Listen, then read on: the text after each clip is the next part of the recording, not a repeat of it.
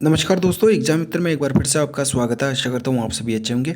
तो दोस्तों, AIIMS BSc nursing का एंट्रेंस एग्जामिनेशन 18 जून 2022 को कंडक्ट करवाया जाएगा। तो इसके जीके का पोर्शन आएगा आपके 10 मार्क्स का। स्टैटिक जीके तो आना ही है, उसके अलावा आपके जो करंट इश्यूज है उनसे रिलेटेड आपके क्वेश्चन आएंगे। स्टैटिक जीके से रिलेटेड आपको डिस्क्रिप्शन बॉक्स में ई बुक हिंदी मीडियम कैंडिडेट के लिए, इंग्लिश मीडियम कैंडिडेट के लिए प्रोवाइड करवा रखी है। तो आप स्टैटिक की थ्योरी आप उनसे आप कंप्लीट कर सकते हैं। बाकी करंट अफेयर से रिलेटेड मैंने आपकी काफ़ी सारे वीडियोस प्रोवाइड करवा रखे हैं, जो आपके हाल ही के लास्ट के 6 मंथ्स में जो इश्यूज हुए हैं तो उनके वीडियोज उपलब्ध करवा रखे हैं। उन वीडियोज़ के माध्यम से आप अपनी प्रिपरेशन कर सकते हैं। और जो इंपॉर्टेंट टॉपिक्स है, जैसे कि आपके सीईओ जो कंपनीज है उनसे रिलेटेड मैंने वीडियो बना रखा है। और साथ ही आपके लास्ट ईयर के अगर देखा जाए तो आपके नेशनल पार्क से भी क्वेश्चंस पूछे गए थे। तो इस वीडियो में हम कवर करेंगे कि जो इंडिया में नेशनल पार्क हैं वो कितने हैं, साथ ही कौन कौन से स्टेट में कौन कौन से। आपको केवल यही ध्यान रखना है नेशनल पार्क का नाम और वो कौन से स्टेट या यूनियन टेरिटरी में है, केवल यही ध्यान में रखना है। ज़्यादा आपसे पूछा नहीं जाएगा। और आपको दोस्तों पीसीबी पे ज़्यादा फोकस करना है, फिजिक्स केमिस्ट्री और बायोलॉजी का। अगर आपके जीके के पोर्शन में 10 क्वेश्चंस पूछे जाएंगे, 10 में से अगर आप 5 से 6 क्वेश्चन भी आप करेक्ट कर पाते हैं तो वो आपके लिए सफिशिएंट रहेगा। और 5 से क्वेश्चन आप जो हमारे द्वारा वीडियो बनाए गए हैं, अगर आप उनको अच्छे से देख लेते तो आपके सारे क्वेश्चन हैं जो 5 से 6 वो ऑलमोस्ट आपके उन्हीं में से कवर हो जाएंगे। तो दोस्तों, और पीसीबी का पोर्शन के लिए मैंने डिस्क्रिप्शन बॉक्स में objective e book plus mock test paper का आपको पैकेज बना के अवेलेबल करवा रखा है। 499 में अवेल कर सकते हैं, वो आपके लिए सफिशिएंट है। लास्ट टाइम में केवल आप पीसीबी का उस पोर्शन को अगर कवर करना हो तो ऑब्जेक्टिव ई बुक और मॉक टेस्ट पेपर, चाहे बीएससी नर्सिंग के बच्चे हो या आप पैरामेडिकल के, आप उनके माध्यम से अपना सिलेक्शन आप सुनिश्चित कर सकते हैं। तो दोस्तों, स्टार्ट करते हैं अपने जो केंद्र शासित या जो जिनको यूनियन टेरिटरी बोलते हैं, या आपके स्टेट वाइज जो भी आपके सारे के सारे राष्ट्रीय उद्यान है जिन नेशनल पार्क बोला जाता है। तो सबसे पहले तो अगर बात की जाए तो आपके सबसे ज़्यादा नेशनल पार्क जो राष्ट्रीय उद्यान है 9 आपके अंडमान निकोबार में है और 9 ही आपके एमपी में है।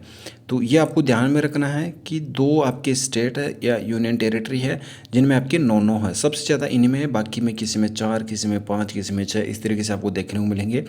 तो आपको सबसे पहले अंडमान और निकोबार द्वीप समूह में 9 राष्ट्रीय उद्यान है। कौन कौन से हैं आप यहाँ पे देख सकते हैं। कैंपवेल बे राष्ट्रीय उद्यान, केलातिया बे राष्ट्रीय उद्यान, Mahatma Gandhi Marine National Park, Middle Button Island राष्ट्रीय उद्यान, माउंट हेरियट राष्ट्रीय उद्यान, नॉर्थ बटन आइलैंड राष्ट्रीय उद्यान, रानी झांसी मरीन राष्ट्रीय उद्यान, सैडल बीक राष्ट्रीय उद्यान, साउथ बटन आइलैंड राष्ट्रीय उद्यान। इनमें से जो इम्पोर्टेंट है वो इम्पोर्टेंट आपका साउथ बटन आइलैंड राष्ट्रीय उद्यान होगा, क्योंकि 2021 में ही इसे राष्ट्रीय उद्यान घोषित किया गया, साउथ बटन आइलैंड राष्ट्रीय उद्यान। तो ये आपसे पूछा जा सकता है कि साउथ बटन आइलैंड राष्ट्रीय उद्यान क्या है। यहाँ पर आइलैंड लिखा हुआ है तो काफ़ी सारे बच्चे ये सोचेंगे कि ये इंडिया का नहीं है, इंडिया के बाहर का है। तो इस वजह से आप कन्फ्यूजन में पड़ सकते हैं और आपका इसका आंसर हो जाएगा अंडमान और निकोबार द्वीप समूह। तो ये तो आपके हो गए अंडमान और निकोबार द्वीप समूह के। अब आंध्र प्रदेश की बात की जाए तो आंध्र प्रदेश में आपके मात्र 3 है। पापीकोंडा राष्ट्रीय उद्यान, राजीव गांधी जो रामेश्वरम का आपने नाम सुना होगा राष्ट्रीय उद्यान वो है, और श्री वेंकटेश्वर राष्ट्रीय उद्यान। केवल 3 है। इनकी कोई भी आप ट्रिक बना सकते हैं, जैसे कि पापीकोंडा की कोई भी, या राजीव गांधी या श्री वेंकटेश्वर राष्ट्रीय उद्यान की स्थापना वर्ष आपको याद नहीं रखना है, केवल आपको ये राष्ट्रीय उद्यान कौन से स्टेट में है वही ध्यान रखना है। और जैसा कि मैंने अभी आपको बताया, जो आपका सबसे न्यूएस्ट राष्ट्रीय उद्यान कौन सा है 2021 में, साउथ बटन आइलैंड राष्ट्रीय उद्यान। तो ये इंपॉर्टेंट है। सबसे पुराना कौन सा है अभी वो भी मैं बताऊँगा आपको। नेक्स्ट आपका आता है अरुणाचल प्रदेश में, केवल 2 हैं, मोलिंग राष्ट्रीय उद्यान और नामदफा राष्ट्रीय उद्यान। केवल 2 हैं आपके अरुणाचल प्रदेश में। असम में है 5। असम में 5 कौन कौन से हैं। डिब्रू साइखोवा राष्ट्रीय उद्यान है, काजीरंगा राष्ट्रीय उद्यान आपका, मानस राष्ट्रीय उद्यान, नामेरी राष्ट्रीय उद्यान, राजीव गांधी औरंग राष्ट्रीय उद्यान। ये आपके 5 है आपके असम में। नेक्स्ट आता है बिहार का। बिहार में केवल 1 ही है, वाल्मीकि राष्ट्रीय उद्यान। ये पूछा जा सकता है आपसे, क्योंकि बिहार में एक ही है तो वाल्मीकि राष्ट्रीय उद्यान। कन्फ्यूजन आपको नहीं क्रिएट करनी है। आप इनको एक बार अगर सरसरी नज़रों से देख लेंगे और एक बार आप रिवीजन कर लेंगे तो आपको ये ध्यान में रहेगा कि हाँ कौन से स्टेट में कौन सा राष्ट्रीय उद्यान है। नेक्स्ट आता है छत्तीसगढ़ में 3 है।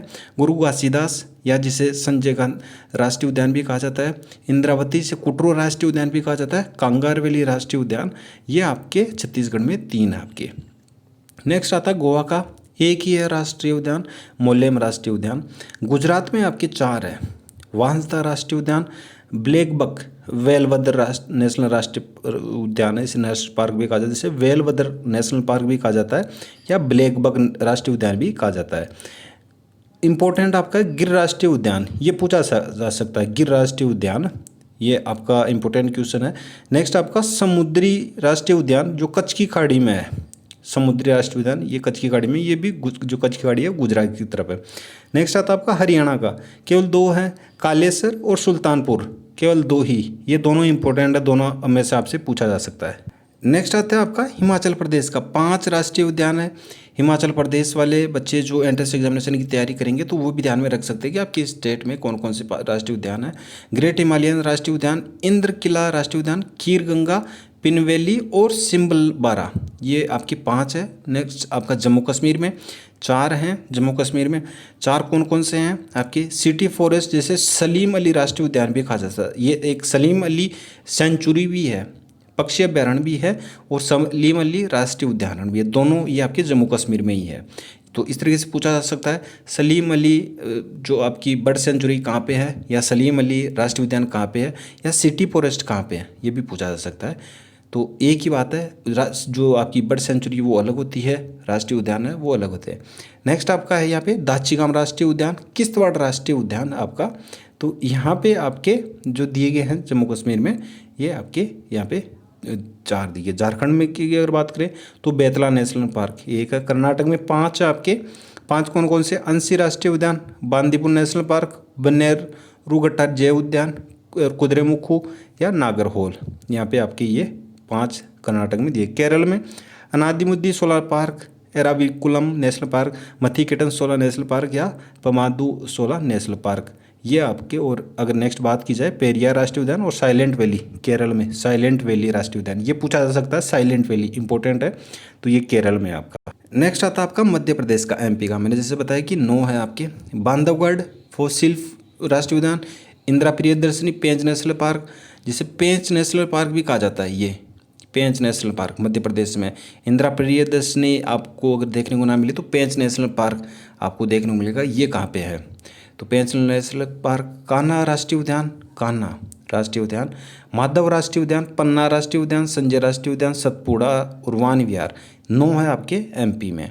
इनमें से याद रखने वाले आपके, एक तो पेंच नेशनल पार्क हो गया, बांधवगढ़ हो गया, कान्हा, माधव, पन्ना, सतपुड़ा, ये आप इनमें ध्यान रख सकते हैं।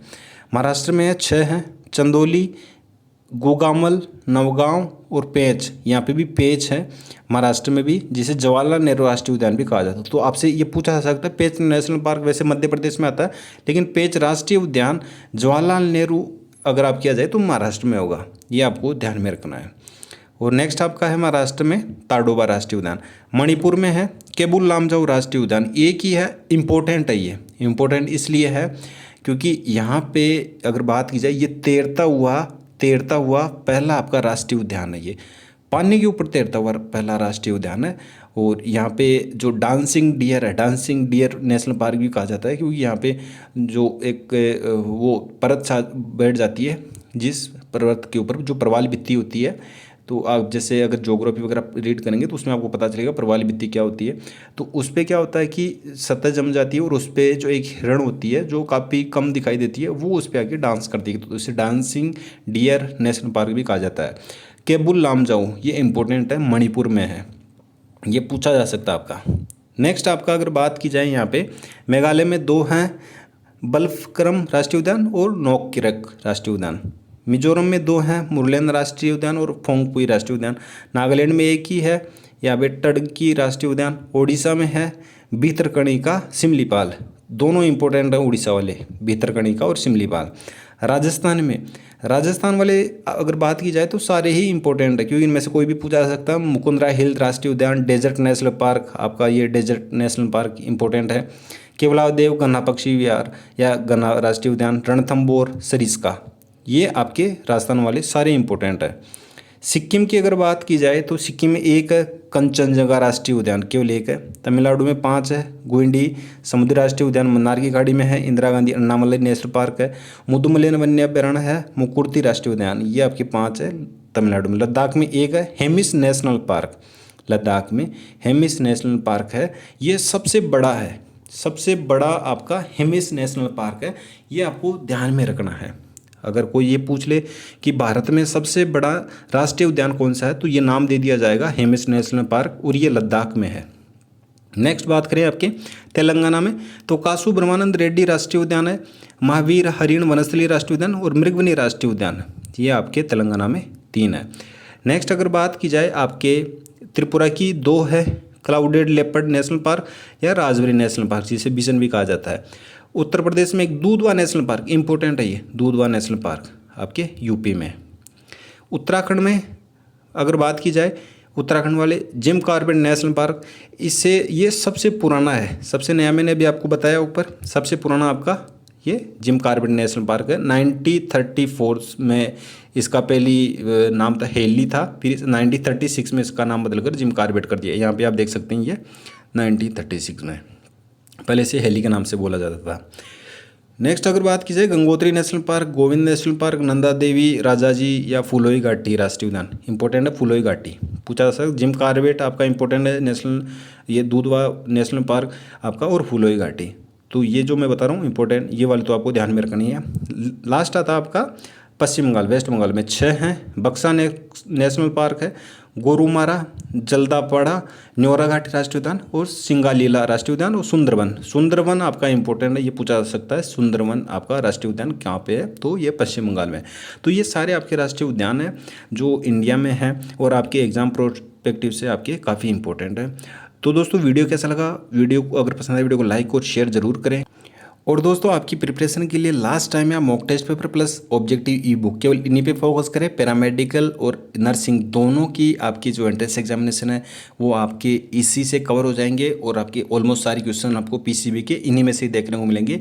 एक अच्छी अपॉर्चुनिटी के लिए गेन कर लीजिए, पूरा 100% एफर्ट डालिए। हिंदी मीडियम कैंडिडेट के लिए भी आपको लिंक दिया गया है और इंग्लिश मीडियम के लिए सेपरेट लिंक दिया गया है। ये आपको 40% पैकेज बनाया गया है। अगर आप अलग अलग अवेल करते हैं, जैसे आपको मॉक टेस्ट पेपर ही लेना हो तो 499 लगेंगे और 299 में आप ऑब्जेक्टिव बुक अवेल कर सकते हैं, जिसका लिंक आपको प्राप्त हो जाएगा। और अगर आप इन दोनों को एक साथ अवेल करते हैं तो आपको दोनों 499 में अवेल हो जाएगी, चाहे बीएससी नर्सिंग की प्रिपरेशन कर रहे हो या पैरामेडिकल की। अवेल किस तरीके से करें, डिस्क्रिप्शन बॉक्स में लिंक दिया गया है, आपको यहाँ पे बाय नाउ पे क्लिक करना है। जैसे बाय नाउ पे क्लिक करेंगे इस तरीके से इंटरफेस आएगा, इसमें अपनी डिटेल फिल करनी है, जैसे कि name, active email ID, contact details. फिर आपको नेक्स्ट पे क्लिक करना है। जैसे नेक्स्ट पे करेंगे पेमेंट के लिए पूछा जाएगा, PhonePe, Paytm, debit card, credit card, net banking, जो मोड उससे पेमेंट कर सकते हैं। पेमेंट कन्फर्मेशन के बाद में डाउनलोड फाइल का ऑप्शन आएगा, फाइल डाउनलोड कर सकते हैं। अगर फाइल वहाँ से नहीं डाउनलोड कर पाते हैं तो जो ईमेल आईडी यहाँ पे दी है, यहाँ पे भी पेमेंट कन्फर्मेशन के बाद में डाउनलोड फाइल का ऑप्शन आएगा, वहाँ से भी आप अपनी फाइल डाउनलोड कर सकते हैं। उस फाइल के फर्स्ट पेज में सारे मॉक टेस्ट पेपर के लिंक दे रखे हैं। सेकंड पेज से आपकी ऑब्जेक्टिव बुक स्टार्ट हो जाएगी, इसमें पीसीबी का कंप्लीट सिलेबस कवर किया गया है। आप ऑब्जेक्टिव बुक की मदद से अपनी क्वेश्चन प्रैक्टिस कर सकते हैं और मॉक टेस्ट पेपर के बेसिस पर जो आकलन है वो आप कर सकते हैं। मॉक टेस्ट पेपर में जो भी पेपर देना हो उसके लिंक को कॉपी करके ब्राउजर में पेस्ट करना है। ब्राउजर में जैसे पेस्ट करेंगे मॉक टेस्ट पेपर स्टार्ट हो जाएगा। सारे क्वेश्चन अटेम्प्ट करने, एक भी क्वेश्चन स्किप नहीं करना है। लास्ट में सबमिट पे क्लिक करना है। जैसे सबमिट पे क्लिक करेंगे तो आपके कितने करेक्ट हुए कितने इनकरेक्ट हुए वो वहाँ पे आपको शो हो जाएंगे और जो आपका पेपर पैटर्न है मॉक टेस्ट पेपर की बेसिस पे ही रहने वाला है। तो दोस्तों मिलते हैं नेक्स्ट वीडियो में नेक्स्ट अपडेट के साथ में। धन्यवाद। जय हिंद, जय भारत।